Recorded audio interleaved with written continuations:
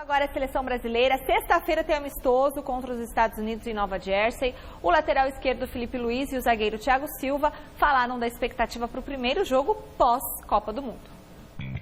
Renovação é a palavra de ordem da seleção brasileira nesse novo ciclo pós-Copa do Mundo. Nos treinamentos em Nova York, muitas caras novas, mas alguns rostos são bem conhecidos. Principalmente os jogadores que compõem um determinado setor da equipe. Sempre a parte defensiva é a parte teoricamente mais experiente. Você não vê um zagueiro tão jovem jogando num time de ponta.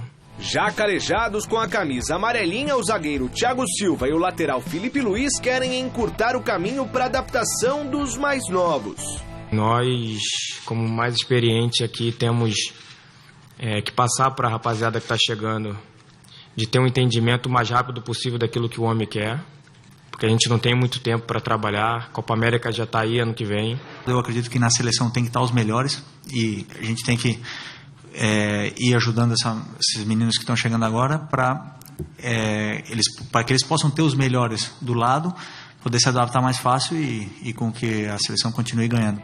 E esse processo de entrosamento entre gerações começa com a resenha na concentração. O trote dos veteranos nos novatos é tradição e foi divulgado nas redes sociais.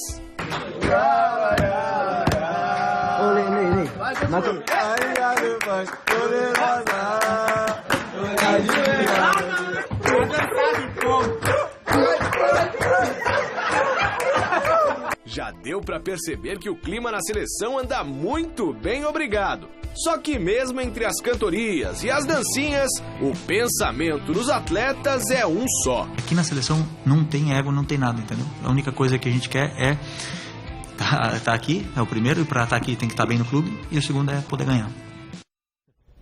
Eu não quero ser maldoso, mas vamos lá, né? Pode ser uma coisa meio rabugenta, mas quando ele fala assim, aqui na seleção não tem ego, não tem nada. Realmente não tem nada. Eu me lembro que... essa dancinha aí, Celso? Eu não tenho a menor ideia. Do peru, glu-glu, é isso que eles fazem?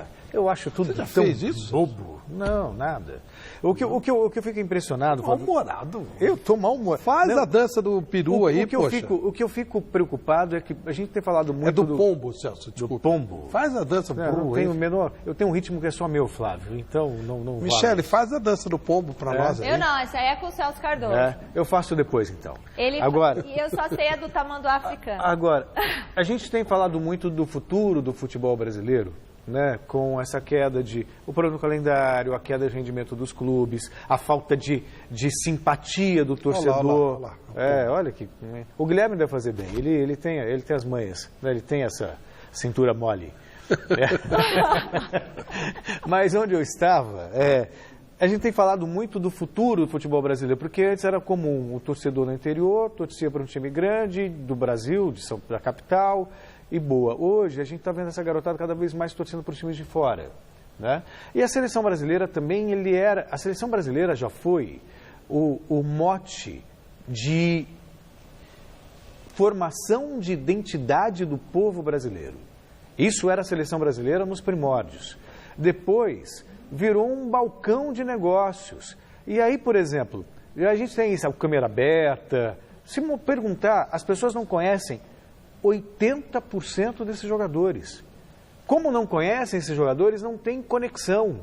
Então virou apenas um negócio. Vai lá, claro, o Tite é um profissional, tem que preparar um time para a Copa América e depois vai sair em Copa do Mundo. Isso pronto, como profissional do futebol.